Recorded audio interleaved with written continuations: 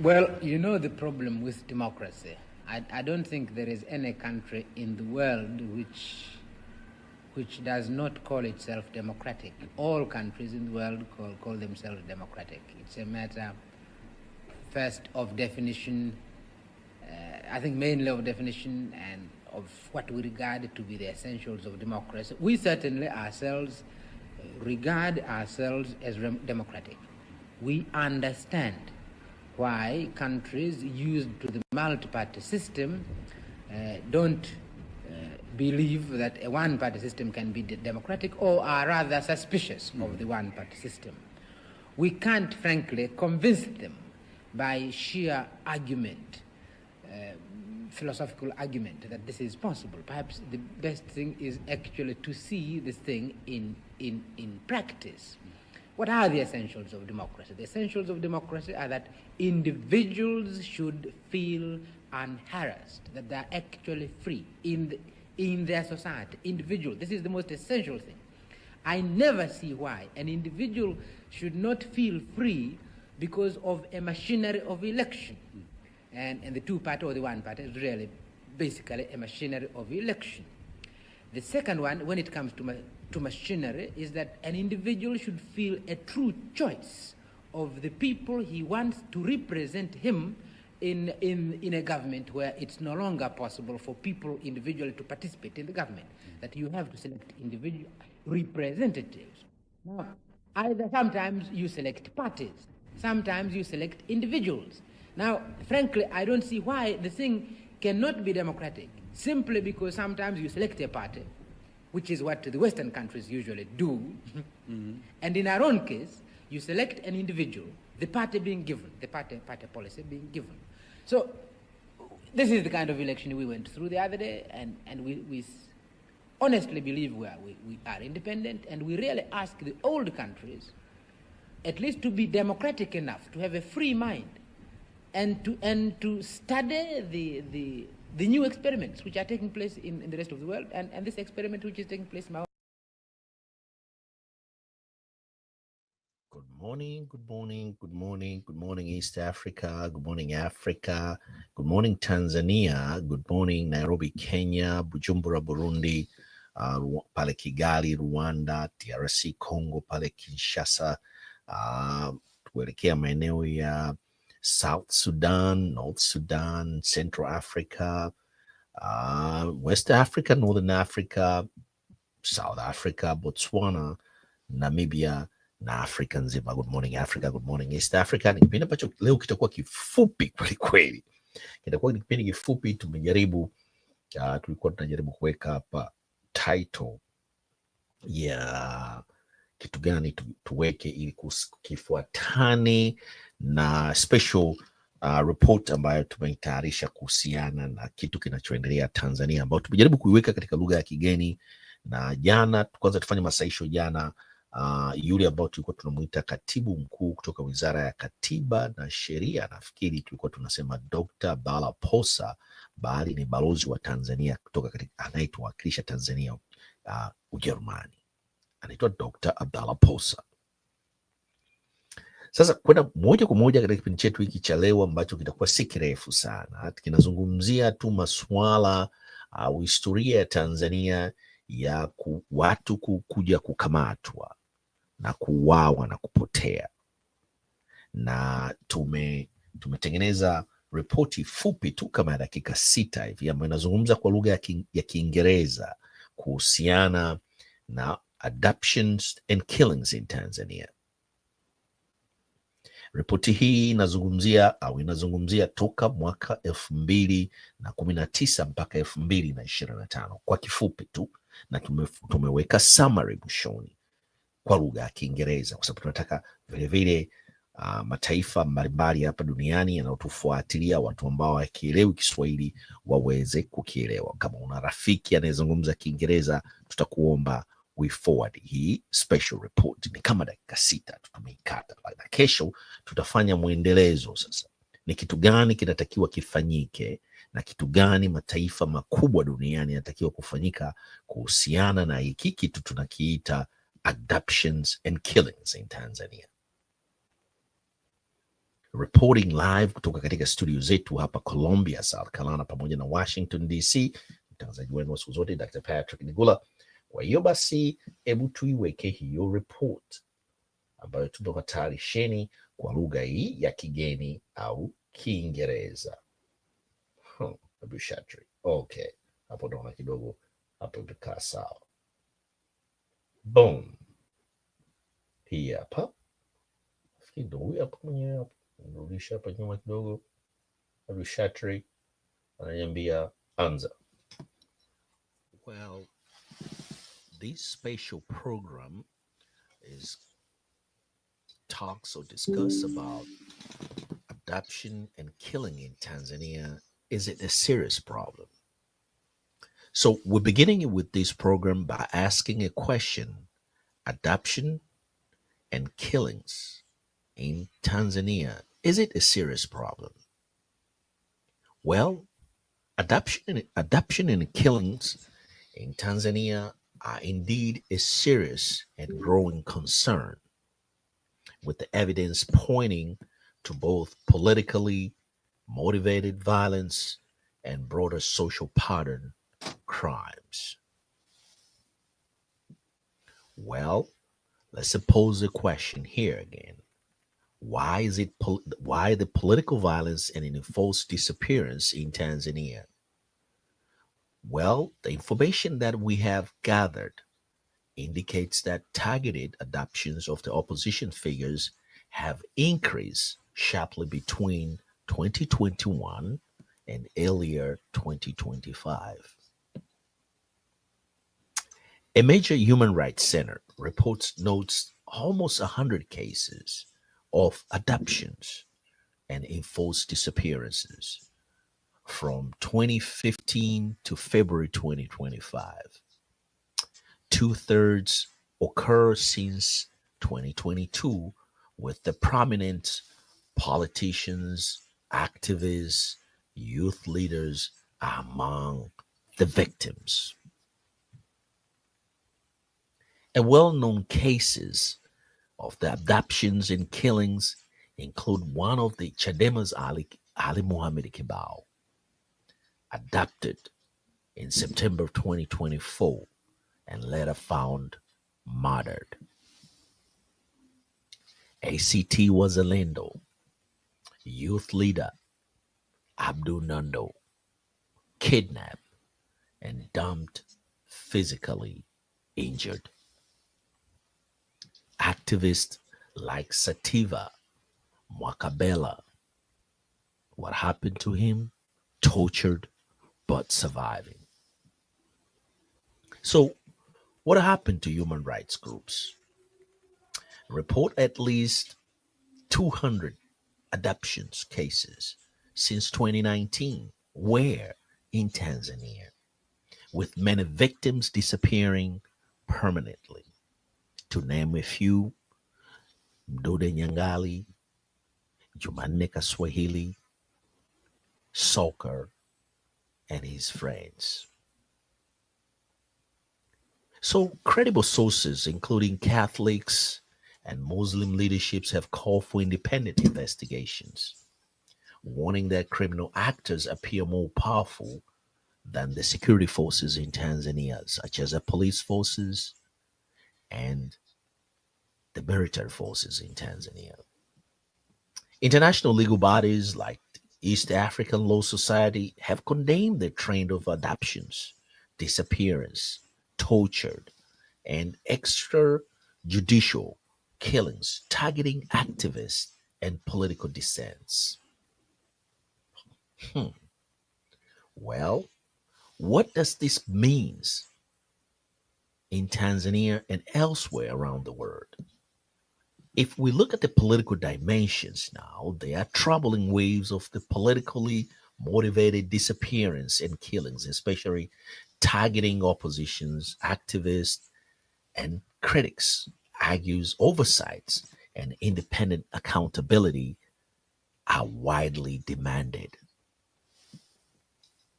Well, with respect to civil society alarm, religious bodies, human rights groups, lawyers are calling for independent inquiries and decisive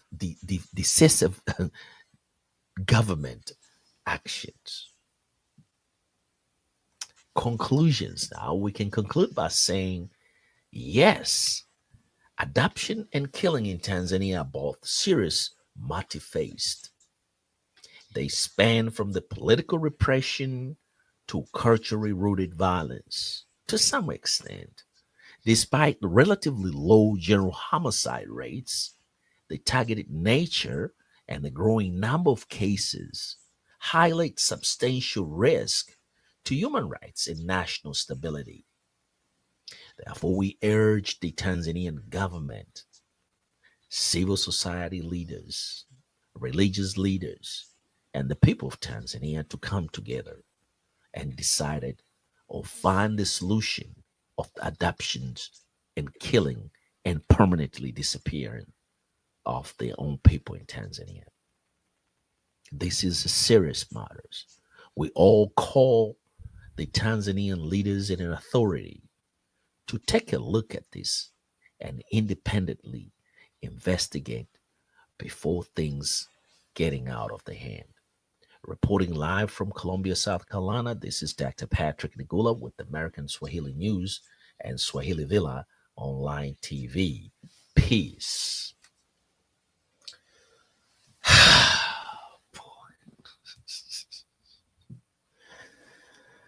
Whew. Adoption and killing in Tanzania. We are calling the executive branch, the judiciary, the legislature branch of the government to sit back and say, enough is enough. Well, tomorrow we will continue with a second part of this that pose a question. So specific, the international organizations, what are their position and what exactly they need to do to act on what's going on in Tanzania. We'll come up with a very good narrative that will suggest what the international organizations, organs, or bodies, or agencies such as UN, human rights organizations, what the path they need to take and what's the measures they need to take to stop the adoptions and killings towards general election in 2025, October of this coming October of 2025, general elections in Tanzania. And we'll also talk a little bit about Tundu Lissu, why he's still in jail. We'll argue the point for the release of Tundu Lissu and release of Chadema political party to continue with the political activities in Tanzania. Tunabadilisha lugha kidogo hapa tena, narudi kwenye lugha ya Kiswahili. Kipindi chetu hiki cha leo tumejaribu tu tuzungumze Kiingereza na mkate message ya Kiingereza, muisambaze kwa marafiki zenu wa Kiingereza. Tumejitahidi kuongea Kiingereza, tumeandika main points. Kesho tunakwenda kuandika tena main points, tutazikata kwa lugha ya Kiingereza, mzisambaze kwa marafiki zetu ambao wanatusikiliza katika lugha ya Kiingereza, na mimi mwenyewe binafsi nitazisambaza kwa marafiki zangu ambao wanaongea lugha ya Kiingereza ili wazisambaze kwa marafiki zao, ili to create awareness. The purpose of this is to counter attack message iliyotolewa na balozi wa Tanzania Ujerumani juzi katika kikao cha Human Rights cha General Assembly huko, no, nafikiri United Nations Human Rights, it's not a General Assembly, na Dr. Abdallah Posi. Inabidi tujibu haya majibu yao vile vile kwa lugha ya Kiingereza. Kwa hiyo sasa tutajaribu kusambaza hizi, na jaribuni wa Tanzania wote tuongee kwa lugha ya Kiingereza, tumjibu huyu Balozi Posa, huyu Dr. Abdallah Posa kwa Kiingereza, na kuwapelekea wahusika katika vyombo vinavyohusika na masuala ya human rights. Specific cases za abductions and killing, kama nilivyoongelea hapo, Ali Mohamed Kibao, Sativa, but surviving, was tortured but surviving. Abdallah Nondo, kidnapped, tortured, and dumped injured. Where is Mdude Nyangali? Where is Jumanne Kasweli? Where is Soka? Hizi ni story ambazo inabidi tuziseme kwa lugha ya Kiingereza.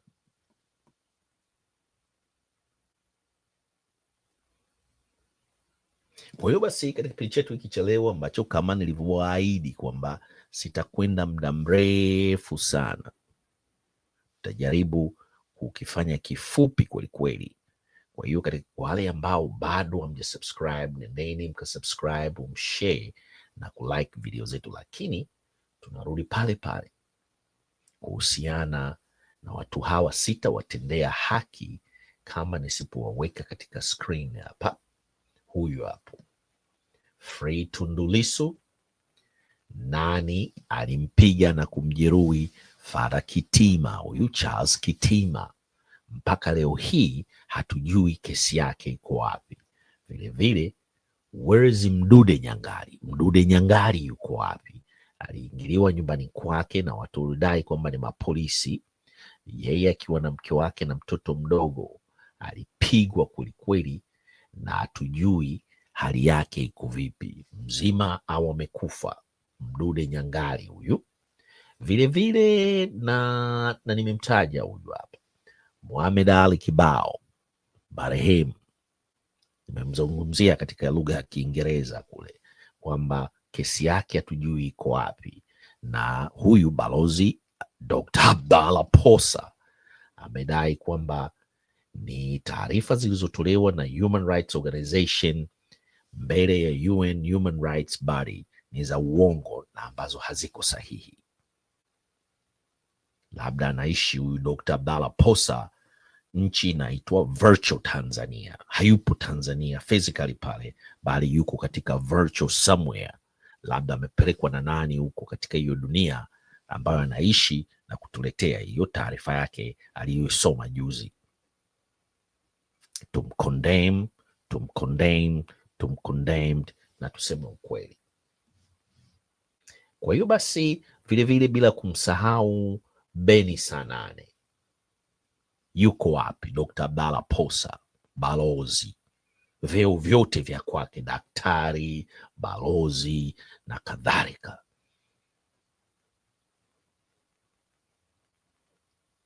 Daktari mwongo, daktari sio mwaminifu, daktari sio mkweli. Tunamwomba ajiuzuru huyu balozi Daktari Posa, aondoke katika ubalozi wa hapo nafikiri si yuko Berlin, si wapi hapo Germany, arudi Tanzania. Ali Mohamed Kibao,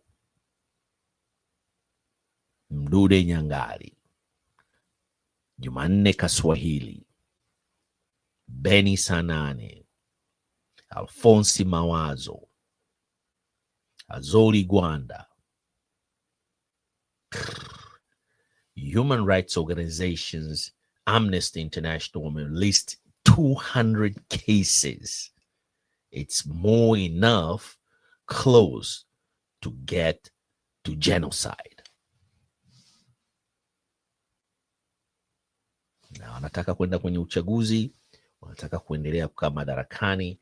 Tutamwamini vipi huyu mtu ambaye ameshindwa kutuambia kama kuna mauaji na abduction katika nchi yetu ya Tanzania, na Watanzania tunataka kwenda kutiki kumpigia kura. Kwa hiyo tunasema no reforms, no elections. Tuambie Ali Mohamed Kibao yuko wapi? Nani alimuua? Tuambie Soka yuko wapi na wenzake? Tuambie Jumanne Kaswahili amekwenda wapi? Tuambie Mdude Nyangari yuko wapi? Tutakupatia kula zetu. Walete hao watu wote wazima au wamekufa, tukawazike. Hii ni American Swahili News pamoja na Swahili Villa Online TV. Tunakuja moja kwa moja kutoka katika studio zetu za hapa Columbia, South Carolina. Tunamjibu Daktari Abdalla Posa na tunamwomba Rais wa Jamhuri ya Muungano wa Tanzania amuondoe katika nafasi yake ya ubalozi katika ofisi ya ubalozi Ujerumani, arudi nyumbani. Muongo, daktari aliyekula kiapo kuwa mkweli, kufuata ethics. Tuna sign watu tunaopata PhD kuwa wakweli. Amekuja kusema taarifa za uongo, yuko recorded na evidence tupo. Tunakuomba Mama Samia Suluhu Hassan, mrudishe nyumbani huyu mtu. Anaitwa Dr. Abdalla Posa, professionally amedanganya, na tutafuatilia PhD yake alipata wapi. Tutakwenda kuprotest.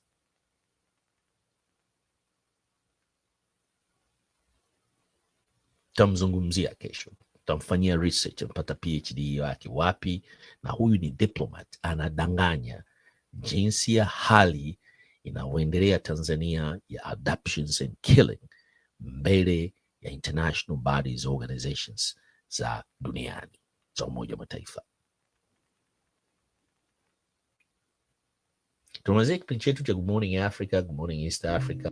Ombeni wale ambao bado wamesubscribe, nendeni mkasubscribe, mshare pamoja na like video zetu na mweke comments, na aluta continua. Damu ya mwanadamu haimwagiki bure.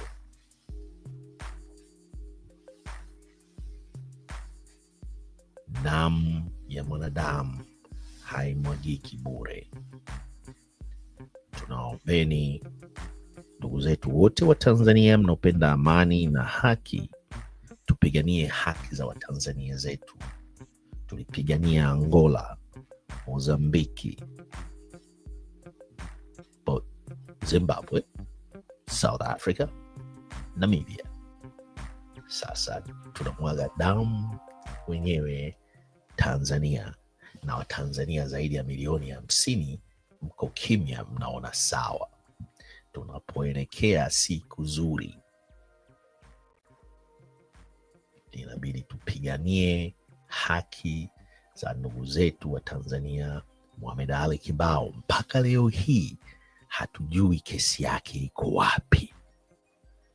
Mpaka leo hii hatujui nani alimpiga risasi 16 Tundu Lissu, ambao umefungulia mashtaka ya uhaini, mtu aliyotaka kumuua. Nani alikuja kumchukua na kumpiga na kumwaga damu nyingi kwelikweli Mdude Nyangari Mbeya, ndani ya nyumba yake? Jumanne Kaswahili ambaye nilizungumza jana hapa, alikuwa akinipigia simu akiniomba fedha mahitaji, na jinsi gani anavyoendelea na familia yake hatujui naye yuko wapi. Nimejaribu kumpigia simu zaidi ya mara 20, apokei simu yake. Amepotea naye kama Mdude Nyangari.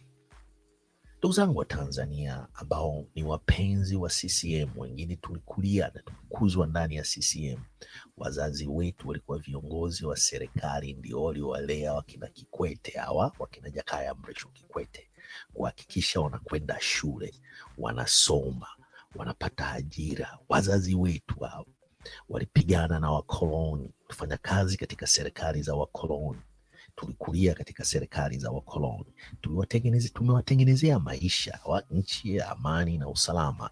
Wakina Jakaya Mrisho Kikwete, wakina Mama Samia Suluhu Hassan, tuliwaona wazazi wetu wakitumikia taifa la Tanzania. Walikuwa hawaui, hawatesi na wala hawapotezi watu. hatujawahi kumsikia kiongozi aliyebakia, aliyelelewa katika hali ambayo haikuwa hivi, Jakaya Mrisho Kikwete akitoka na kuzungumza kuhusiana na swala hili. Je, tumweke wapi? Tunamuona katika ufunguzi wa madaraja, tunamuona akijificha, rais akitoka nje yupo amejificha, kama mlikuwa hamjui, na anasafiri katika misafara ya rais, anatangulia. Je, kwa nini aongelei hali hii mbaya ya utekaji, mauaji kwa kupotea kwa maactivist na oppositions politicians, kufunguliwa kesi ambazo hazina miguu wala mbele? Watanzania tuamke, tupiganie haki, tupiganie civil rights, tupiganie human rights, tupiganie haki zetu. Tumalizia kipindi chetu cha Good Morning Africa, Good Morning East Africa kwa kuombeni wote ambao bado hamjasubscribe, nendeni msubscribe, mweke comment, msambaze ile kile kipande cha Kiingereza, kama mnaweza kukikata mkakishare, watu wote mkisambaze hiki kipande cha Kiingereza. Na kesho tunakuja na segment ya pili ya mwendelezo, ni nini kifanyike na tunakiviomba vipi vyombo vya kimataifa hapa duniani vifanye nini dhidi ya hichi kinachoendelea Tanzania. Tusambazeni upendo, tupendane. Good Morning Africa inasema kwamba peace and love, peace and love, kama Bob Marley alivyosema, peace, sambazeni upendo.